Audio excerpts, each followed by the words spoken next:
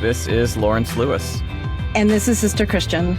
Today is Tuesday, March 19th, 2020. This is the Producer's Happy Hour, a daily podcast with two producers on opposite coasts, reaching out to our filmmaking and live event community to hear your stories about how the pandemic has affected you, your life, and your work. Your stories let us know that we're not alone.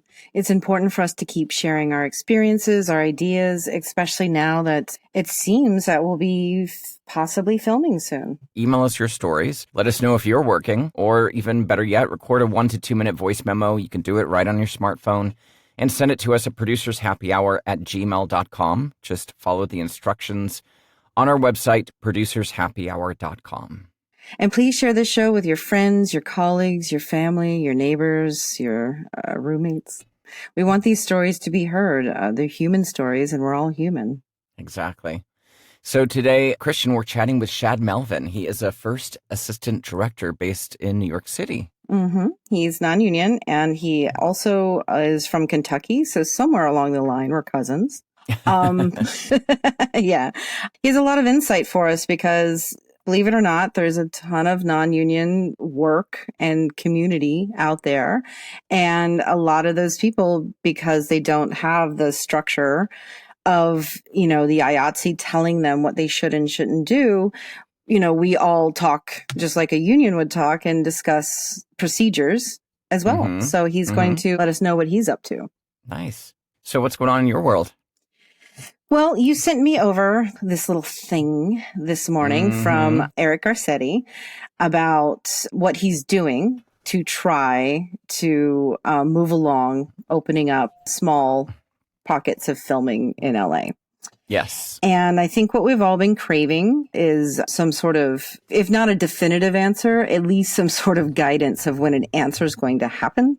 Mm-hmm. And I feel like what you sent me begins that process. I shared it with an EP that I know, and he was like, I got 3 calls yesterday, just people wondering where and when and how can we film.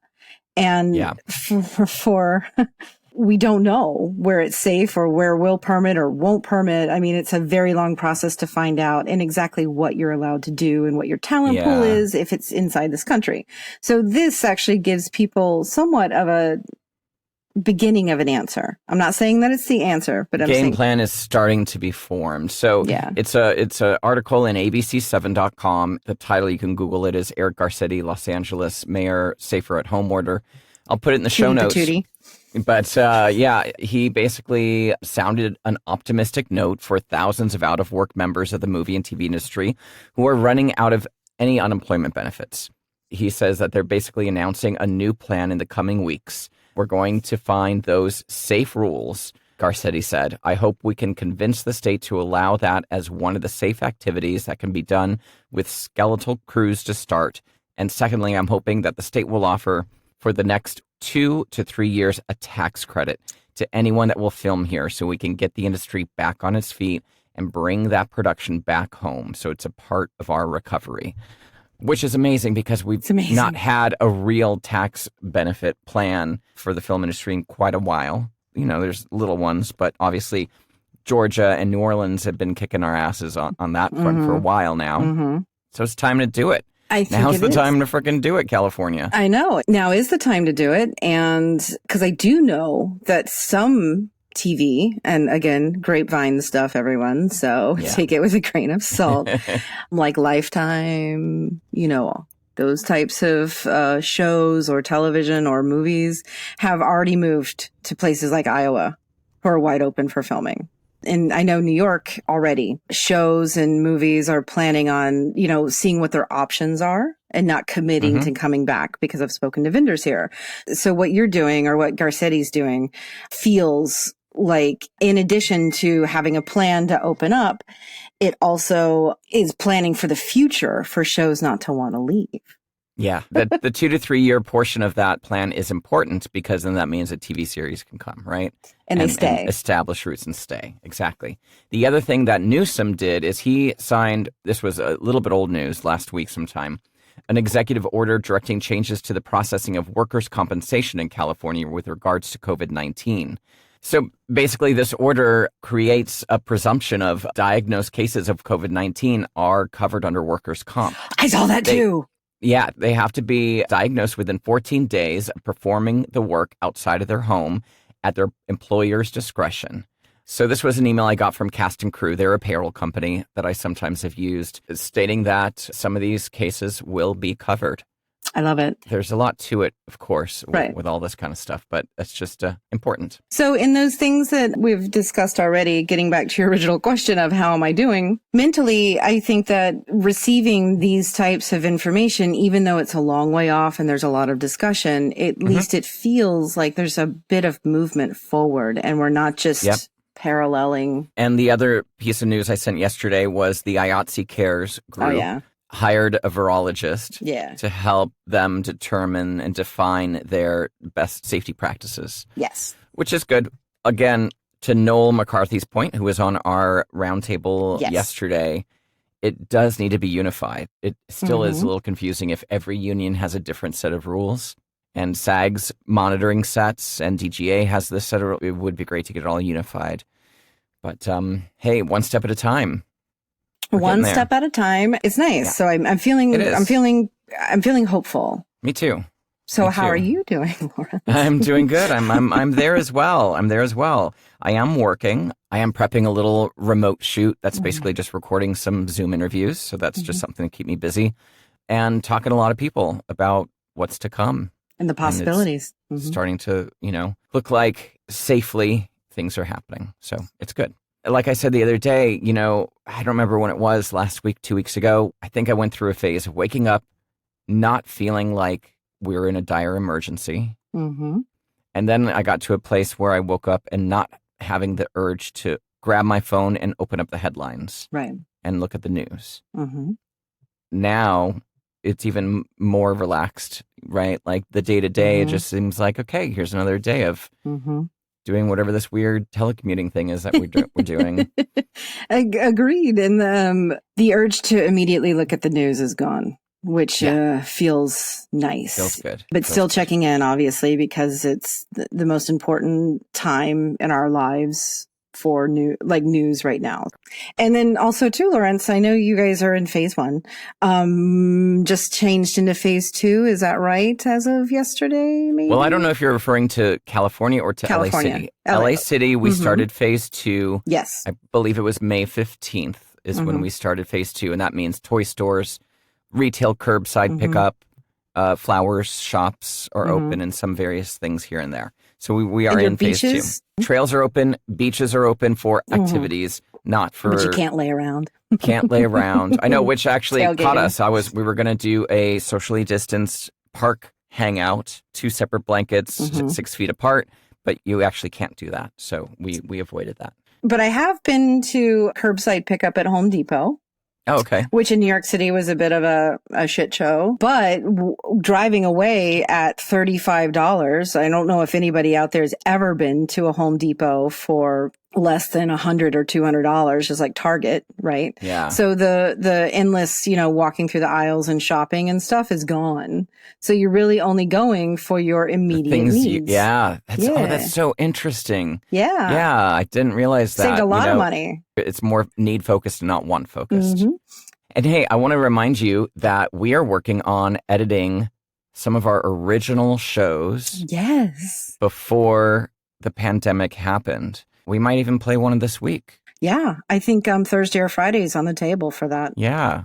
Just so you know that, guys, they're not really reruns. They're first runs, but of episodes pre-COVID. So back to our original concept of the show, which was just talking about how to be a good producer. Yeah. And I do think working that into moving forward, because now more than ever, we need to find out and on the quest for what makes a good producer good. Exactly. Even more than ever. Especially now, even more than ever. So that's going to be exciting. Ethics. Before we get on to the interview, take a moment, go to Take Action. It's our page on our website. It has multiple causes that you can help out with, like donating blood or feeding the freelancers, donate your laptop, save the post office. All of these things are important. And I know that Lawrence and I just went through, some positive things in our industry, understanding that we will not be back to work for a little while still. Yes. Yeah. There still is going to be a minute before we're all back to work, which means even if you're back to work, there's probably 10, 15 10 people don't have right. a job. So there's still people in need. Feed the freelancers, donate blood, do what you can. If you're fortunate enough to be working, help those who aren't. Let's get on with the interview. Originally from Kentucky, Shad Melvin moved to New York City to pursue the dream of working in the film industry. He started as a production assistant, and with years of hard work and determination, he is now a non-union first AD. He spends most of his year on travel jobs throughout the U.S. and internationally. Shad works with crews and directors all around the world and has worked with some of the most respected production companies, agencies, and global brands over the past 10 years. Currently, Shad is working on an international travel show that has been delayed in the middle of this pandemic. So we're going to hear some details about that and more. Let's take a listen. Let's take a listen. Well, first thing we'd like to do is find out how you're doing, how you've been, how is your family? Where are you sheltering? Are you in New York City? Yeah. So I'm in Queens. I'm in Forest Hills, Queens. I've been married a little over a year. And in January, I found out that my wife was pregnant. Wow. Congrats. Oh, boy. I bet she found out, too.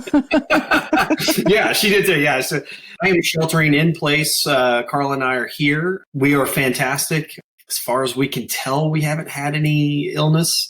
Our immediate family is doing very well and happy and healthy. And to this date, our baby is doing really well. We're 5 months along, so great. Yeah, so super exciting with that. Let us know what was happening a couple weeks just before the pandemic. Obviously, you're a first AD. Yeah. You were talking about traveling here and there. What was happening just as you started to realize things were going south? Yeah, so I was on a very long international travel job. It started in Costa Rica, and then we were in Vienna. And from when we left Vienna, we got to Italy. And then as soon as we got to Italy, the borders closed Vienna. And that was the first time that we thought, wow, this is actually hitting a little closer to home. Do you remember the timing of that? Was it February? Was it? Maybe early to mid-February by the time we were in Italy. And then when we left Italy, we went to Switzerland. And by the time we got to Switzerland, Italy was closing. And we were like, whoa, we are just ahead of this. Unfortunately, my grandmother, who was 90, had passed away. So I had to fly home and deal with all that. So they went. Was that to Kentucky? Yeah, back to Kentucky. Okay. So then you made it back here in the States in time. Did you finish off in Switzerland and then come home, or? So the show went on in Switzerland without me, and then they went to Paris after that. And then I joined them back in London. Again, they were skipping ahead of it for sure. Everywhere. I mean, if you didn't go to Spain, exactly. Completely. And, at the time, we were kind of making this joke, like we were just kind of crop dusting everyone as we went from country to country. But then we got back to the States, it was like, this is turning into a really big deal. So when we got back, we were in a southern state, and we were trying to get everything lined up. We went on our tech scouts. We knew that it was inevitable that something was going to happen, that we would get shut down. But we thought, who knows? Maybe we can still get this done. And day after day after day, as we move through that process, shutting down, permit pulled, LA's pulled, New York's pulled. And then we were like, okay, we gotta pack it up. So shoot got canceled. So everyone got sent home. I stayed behind another 3 days where we were, and was working with the showrunner, working with other producers, and trying to figure out what we were going to do to sort of wrap up what we had done and also how to move forward. And again, at that point, it was pretty early on, and everyone thought a couple weeks, a month at best. We're going to postponed. Shape. Yeah, it's just not canceled. Yeah. And everyone left in really good spirits. Our crew ended up, after they got back to LA, and some from New York, but those that went back to LA, a few of them did come down with the virus, and they did get tested, and it was positive. But everyone had very mild, minor symptoms and a few days rest, and we kept a check on them. And I got to say, the production company was unbelievable, reaching out to everyone personally, keeping everyone informed, and saying, hey, whatever you need to do, we'll make sure everyone gets tested, whatever the case is. Well, we've heard both sides of it. We've heard both sides. We've heard where companies didn't tell anybody, and we've heard where companies have been fantastic. And I really do think that it's leadership style that starts at the top of the company. if I could name them all by name, I would at this moment, because they were just so unbelievably great. They really were. Making There'll be a day when you can. Exactly. Yeah. And it's so great to have that moment where you can go, you know what, thank you for that phone call and thank you for checking in. And they checked in several times. And then they came back with hey, listen, everyone is doing very well. Everyone is safe and healthy again. So, if anything changes on your end, please let us know. So nice. That's a very, very long way of getting to. Then I spent the next, where are we, 2.5 months at home. Yeah. So let's talk about crew safety stuff, because now, right. you were on a job, it was kind of tongue in cheek, and you were doing your best just to kind of make the job happen as you do as a first AD, as a film production professional. But then you get home and you recalibrate and you realize, oh, okay, this is serious. Are there things that you would have done differently on set had you really realized the intensity of what was coming down the line with this virus? I think so. I think that there's a few things that we probably would have taken maybe a more of a proactive approach of starting to go ahead and quarantine ourselves. We were a company that had moved all the way through Europe and everyone was great.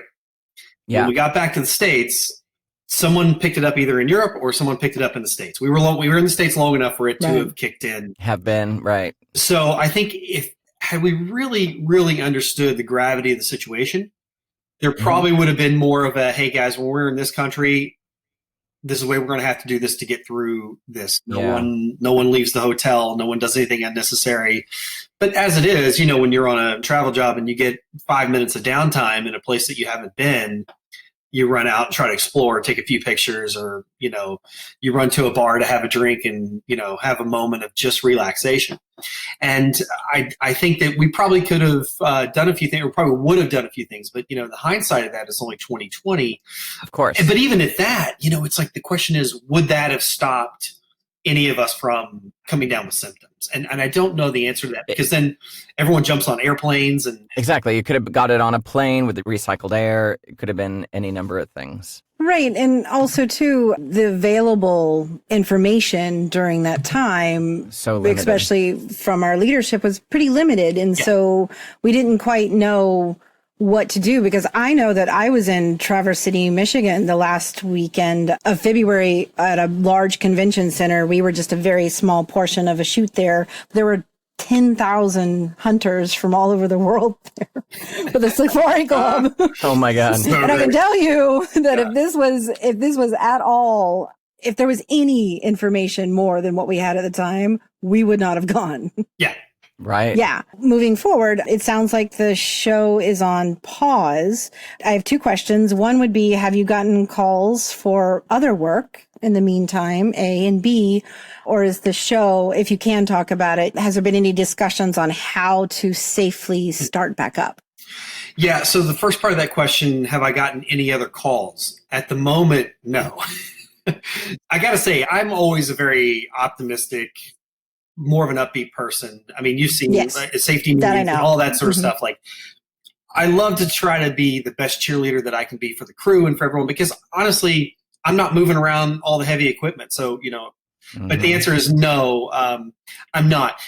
So optimistically, I was hoping that probably at this point I would have started to maybe get a few inquiries. Hasn't happened, but that doesn't dampen my spirits. I feel like there's still so much information that we need to get, which gets into about moving forward, safety on set and all that, which is with the show, we are currently, and this is something that's been keeping me busy a lot. I have been game planning, schedule planning, making diagrams. I came up with my own set of on-set rules and sort of guidelines and regulations and presented it to the show before I even had anything from anyone else. And that's not to say that I was the first one to put it out there, which I don't believe that I was. But proactively, we've been doing a lot of that. And we've had several Zoom calls, some of them lasting a few hours, and going over, okay, locations, timelines, when do we need to finish this up so we can package it and have it ready for air? I mean, there's a number of things that's been going on, but there has been a number of documents that's been circulated from different states and film commissions that we're looking into, as well as adding it to what I had already built in and how we can control the numbers, A, on set versus A in a production lot, or, B at the hotel. So you kind of have those areas. And how can we take a company that was nearly 200 people and scale that down to like a third of that and make that function? And I think that we're coming up with some really good ways of doing that and how we can space people out. And the producers of the show are currently pitching to the states that we're looking into at this point to finish this. And they are giving a lot of information and saying, hey, look, what you guys are doing looks really good and really solid, but it's now up to them to get approval of, how to move forward. So I feel very, very confident, and I'm very happy and excited to see that level of work has been happening along the way. It's been keeping me very busy. So my mind isn't like just wondering, like twiddling my thumbs, like, what do I do?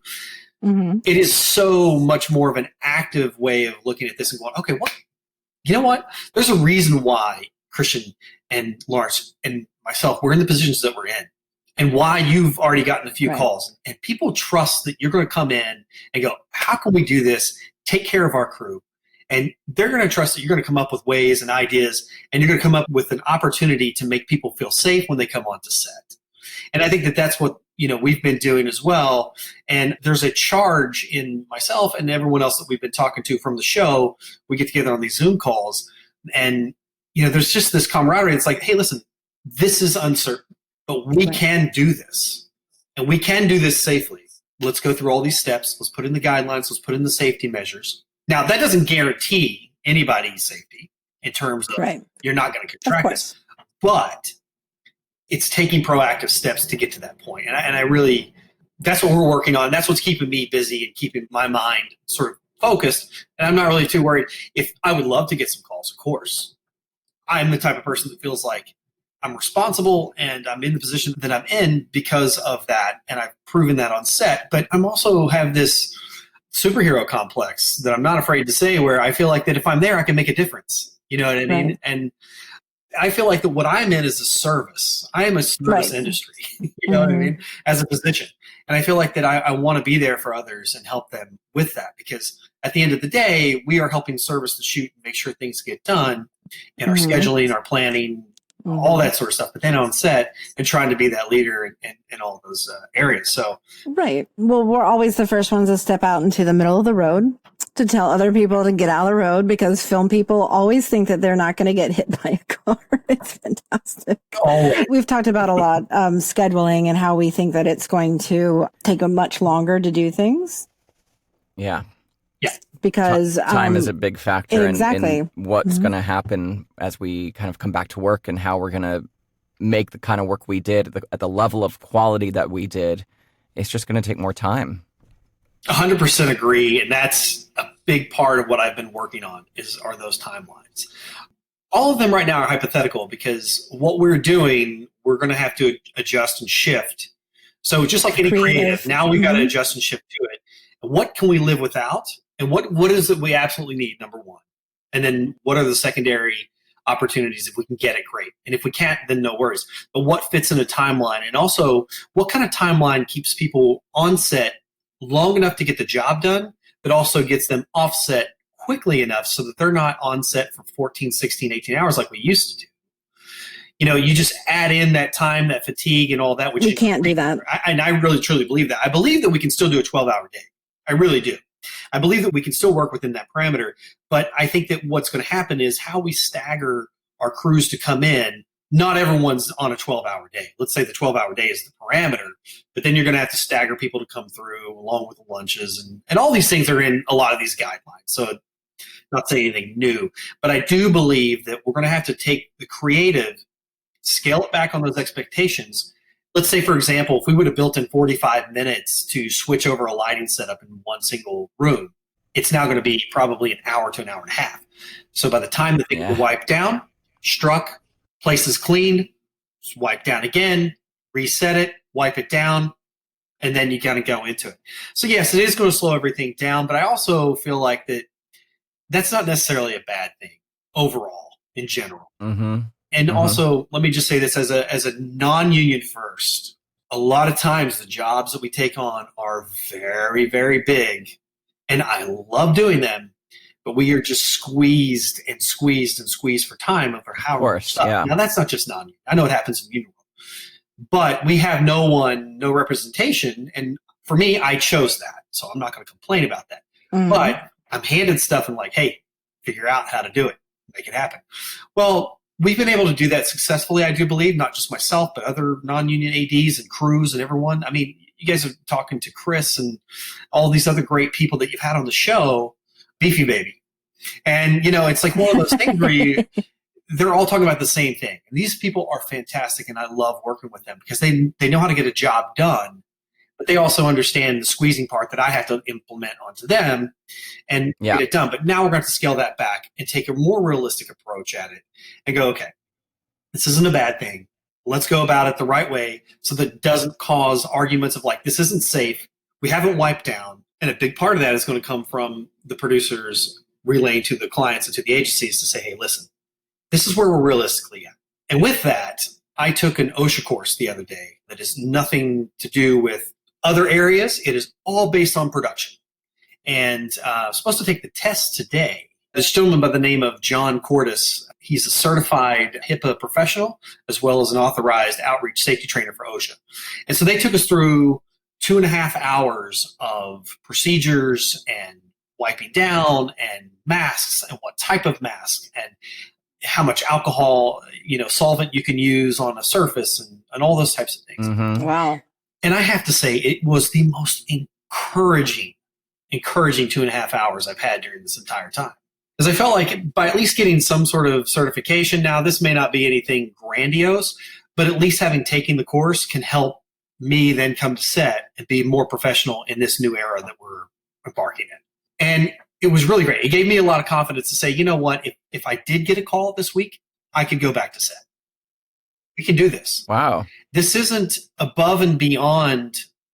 There's going to be a lot of safety measures that come down from production companies and come down from clients and agencies and all this sort of stuff that we're going to have to look at, and even unions. I'm not sure how they're going to meld everything together yet, but that's a whole other conversation. So one thing I do want to ask you, though, as a first AD, you are responsible for crew safety on set. Yes. And I think something that keeps coming up in all the discussions we've been having, Christian and I, with other crew members and other producers is the liability involved in that. And you can only control it as a first AD. You can set the parameters, you can set the groundwork, and you can kind of have an eye on what's happening. But one errant crew member goes to the bathroom, touches something, brings it back on set. There's things out of the control of all of us. And do you have any thoughts in terms of your personal liability as the kind of chief of the set on how to navigate those kind of situations? Oof, yeah. I mean, that's a tough one because policing everyone through every single aspect of their day is going to be extremely difficult. And I think that there is safety meetings that we're going to go through that are going to change in terms of what we have to add into them. But it's been talked about a lot of having like a health and safety officer on set, and even the OSHA conversation was about that. When it gets to the point of people going to the restroom and that type of thing, that's where me as a first AD, my liability has to step back. And that's where safety... You mean you're not going to help them in the restroom, sir? I mean, I've been asked before. Well, if I have an iPad, I can Zoom to set, and just stay in the bathroom. But I think having someone to help take that load off of what we would normally do is going to happen because there's just no way. But what I do really think, let's say someone, they don't like to wash their hands. There are people who don't wash their hands. They don't feel that it does anything. Right? Just like there are people who say the coronavirus isn't real. Okay.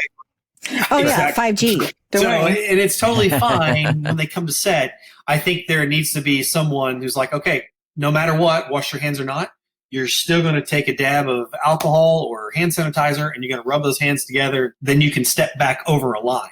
What's really interesting is there's an article in the Times. It's called Two Projects That Are Filming Again. And here's how they're doing it. They're giving out wristbands. And there are certain color-coded wristbands that allow you in certain areas. And if you don't have a wristband, you do not get beyond those areas. The article doesn't go into how they police that. But as a first AD, it's easier for me to look at that and go, oh, yeah, you're not supposed to be here. So something like that would help from my side of it. Because at the same time, I think about the number of hours that I'm going to add to my days in terms of figuring out how to schedule in art department when they're coming in, deliveries when they're coming in, then when the G&E delivery comes in, then when the G&E team comes in, who's wiped it down. So I do feel like that there's a certain point to where I'm going to be needed on set even more in the planning process, the pre-planning process, to help sort of coordinate and keep people moving and orchestrate that. So someone who is not me to be looking out for health and safety and making sure people are doing that type of stuff is necessary, in my opinion. Over the years, it's become custom to just push everything down to PAs. That can't happen. What you're saying is the lowest common denominator is not necessarily the important person that you need to protect. They're not worth protecting. But in this scenario, we're talking about someone's actual health in their life. And life. And I do think that once you put PAs in a position of authority of helping monitor, so let's not say police, we'll say monitor the set, wristbands, who can come and go, that's okay. We do that anyway when we do lockups. Not right now, we're rolling. Of course. So I think that's okay. Yeah. But Christian, you mentioned something about, even being forgetful and being the first one to step out into a street at 6 o'clock in the morning and all those things. I love that you brought it up, because what needs to happen is when we do get back to set, people need to also have patience. Mm-hmm. What we've been doing day after day after day after day after day is going to come out just like that, because we're back on set. We're so excited. So you need to give a little bit of a leeway and a curve and let people start to understand what the new rules and regulations are before you chastise them and whatever. Right. It's going to have a little bit of ebb and flow till we get that system down. This is all new for everybody. Yeah. I think communication beforehand too, like during your prep, and then we have tech scouts maybe a week in advance. We're explaining to everybody and going through, like taking the time, sitting down and going through exactly what the procedures are, so it's not a surprise on shoot Exactly. morning. I think that, some sort of documentation should go out too, and not like buried in a call sheet, but like everyone on the crew. Right. Exactly. Nobody reads the call sheet. Exactly. And people show up and they go, well, I didn't know where we're supposed to be. Look, and I get it, because we are freelance and we go from day to day to day to job to job to job. And it's like, I don't even know. I got 3 call sheets in my email for the next 5 days, and which one is which. And I get it. We're all out there pushing and hustling and trying to do what we can do to keep income coming in. But I do think that those guidelines and those communications are going to be key for everybody across the board. And if you have a question about it, if you have a concern about it, then once you've received that information, it is your responsibility as a crew member to then immediately get a hold of production and say, please explain this to me, or to say, hey, listen, I don't have my own PPE, so can you please provide something for me? And I think that there's going to have to be that back and forth communication as well. Because I know for me, myself and Carla, we've been at home making masks. We've been hand stitching and having a good time and all that. And it's great because we're making a whole slew of them that we can wear, wash, and whatever. Right. There are others that don't do that or can't do that, or they didn't do that, and that's okay. But people need to communicate to production too what their needs are well in advance. You cannot be calling production the day of, the night of, blah, blah, blah, and saying, hey, I need this. Like, this needs to be communicated. It's an interesting part of the conversation, though, because, in theory, what we're doing is we're rebuilding the rule book, right? We're kind of starting from scratch and saying, here's a better way for us to get back to work in this new era. Are there things about the industry as a whole that you would like to see maybe shift and hopefully could shift out of this massive change we're all going through? Yeah, I think it's happening. I kind of touched on it earlier. It's just the slowdown. Just slow down a little bit. Because when we shoot at a rapid pace, we often do not allow ourselves to think about what it is that we need to do to be proactive about it and get it done properly and safely. As much as I feel like that the sets that I've had the privilege to run, we've done extremely well. There have been instances where things are overlooked because you're moving 1,000,000 miles a minute, just trying to get something shot. And I don't know, did we really get it? Is it really good? I don't know. And you move on to the next setup and something happens, a C-stand falls or whatever. And I'm not blaming any grip department, but something happens. It could have been anything. It just gets overlooked because you're just moving at such a rapid pace and you're just saying, hey, I need this, I need this, I need this, I need this. So I do think that the slowdown in general is going to help. and it's going to help people be more thoughtful and more proactive and more understanding. And I think that just comes from the top down. We talk a lot about, I've heard you all talk a lot about from the client side and all that. And I think that that's true. It needs to be managed in a way where the expectation level is like, hey, listen, we're still going to do amazing stuff. Our timelines are going to grow. We're not going to get as much done in a single day, at least to start. But slowing this down is going to be extremely helpful as we move forward. And I think I would like to see that. And I think the other thing that's happening, Lawrence, to answer your question with that, is not putting PAs in positions that could be dangerous for them. And I think that is going to happen. Sure. Where, yeah, for sure. Something happens, you just send somebody out immediately. And I think that we're going to slow down on that and pull that back a little bit and be a little more thoughtful about how we go about our business. I think what's amazing about your answer is that you can take that answer and apply it to just our lives in general. Like, we all just need to slow down. The industry, it runs us ragged, and we're all for it. We all bought into it, and we know that. But it runs us ragged, and we can all slow it down and make sure the stuff we are doing is quality and is good. We are being considerate and kind and making sure everyone's taken care of. I think it's a greater metaphor, I think, for what's happening to the film industry, what needs to happen to the film industry. It reflects what's happening to us right now as people. So I think that was just an interesting thing. I heard you saying this in kind of a global way. It's all very true, and I think it relates to us as humans. 100%. And again, I think that we can do so much more, even with what's going on. I have such enthusiasm and high hope for what we can do moving forward. It gets us, we are in a whole new area where we can really recreate this. And I think that's exciting. I think that's an exciting thing. And I think that, moving forward, I feel like that's what keeps me just getting up every day and thinking about this and moving forward, is that we get an opportunity to now look at this and go, how can we be better? And then when you start seeing ways that you can be better, you're like, I feel fulfilled when that happens. And I see that on set. Like, all right, we're doing our jobs. But you all have asked a lot of people about rates. And a lot of people you've talked to are union folks. Right. And I think from a non-union perspective, I just wanted to touch on that. The answer is no. We cannot start cutting people's rates.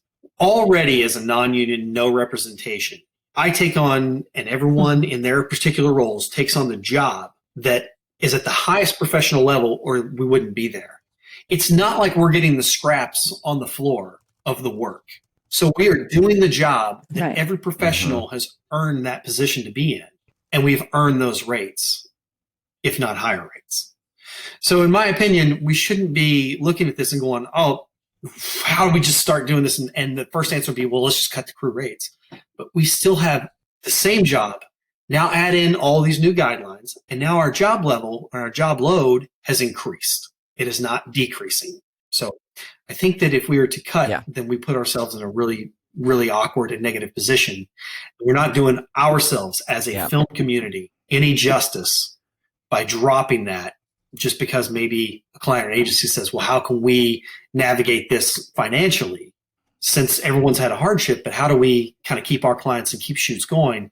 Let's just start with the rates. I think that's the wrong way to go about it. And we all have new responsibilities now. Even if you're not an AD or a producer, everybody's got a new responsibility now for their crew, their subordinates, their support staff. Everybody has a responsibility to everybody else added 100%. On top of our current responsibilities on set. So we deserve the rates, and it's important to share that message loudly, especially with the people that are coming up in this business, the next generation that's coming up in this business, because they're going to be hit hardest by this, because they're still trying to get their footing, and they're going to be forced to take some crappy rates, and they need to know it's within their power to say no and take what they deserve. Yeah. Agreed. And some of the best advice I ever got from one of my best friends, he told me at one point, he said, Shad, what are you doing? Why are you taking lower rates? And I was like, well, it's still kind of not too far into my career. And I was like, I want to work as much as I can. And he said to me, what are you worth? Because you need to stand up for yourself. The jobs that you're doing, you're worth more than that, or they wouldn't be calling you. So stand up for yourself. And I think that is good advice for everyone across the board. We need to stand up for ourselves. And, yes, when you're starting out, you're going to take lower rates, or you're going to do this or that, because you need to get your foot in the door, pay some dues. If you don't think that you're worth the higher rate, then why would a producer think 100%. that? Exactly. I think that just comes with a little bit of confidence of just saying, hey, you know what? I'm going to come in and I'm going to do my job. Exactly. So I am worth this amount of money. Again, it's just proactive, positive, take a stand, believe in yourself and go for it. Shad, thank you so much for joining us today. Really appreciated chatting with you. I mean, this was great because it just feels like a completely different perspective on what we've been looking at, meaning, the thought behind everything that goes into your job. I really appreciate you all having me on and let me talk about it, because I think it is something that, as ADs, we take on a lot of stress and a lot of complications from the job. Not that we're the only ones, don't get me wrong. I'm not putting myself anyway, but we do, and we have to take that stuff on. Yeah. And I know union and non-union, and I know pretty much everyone that works in New York in terms of commercially, ADs, and, you see what they go through day in and day out, and you go, how can we be better and what can help us? And these are just things that can help us and help us move forward. Well, here's a parting question before you go. What do you miss? I miss being on set. I miss being with the crew. I miss showing up in the mornings and production being like, why are you here at 4 a.m. with us? And I say, because this is my job and I'm excited, and I miss seeing it all come together. And I miss what we have on set, which is that camaraderie and just that friendship and just the fun that we can have. And you can joke around with each other, but you're still getting the job done, and you're still doing it at a professional level, and you're still doing it respectfully. And I miss that. And I'm looking forward to being back with everyone where we can have those moments and be like, okay, yes, there are things in the world that we can't control, but in this environment where we are right now, we can. And these are the new guidelines, and let's just get back to being how we were in terms of working within these new guidelines, but how we were socially when we were on set. And I miss that, and I want to get back to that. Yeah. Me too. Thank you so much again, and congratulations on the baby. Yeah. It's exciting. Shad, wealth of information there. It's such a unique perspective because he was in Europe on a job when all of this went down. And also too, it sounds like he was working for a pretty solid ethical company, which is always a bonus for sure. Right. And his perspective is quite refreshing, to be honest. Like, he understands what needs to happen, and that's OSHA safety course. I'm excited about that. I'm going to take it. I want to see that. I want to take the course. I'm going to take it. I want to share it with everybody. Well, thanks to Shad for chatting with us today. That was awesome. And congratulations on that Bambino. So this show is edited and co-produced by Rob Blumke. Artwork and logo design by Christopher Daniels. And our music, listening now, hear it now. was composed by Kyle Puccia.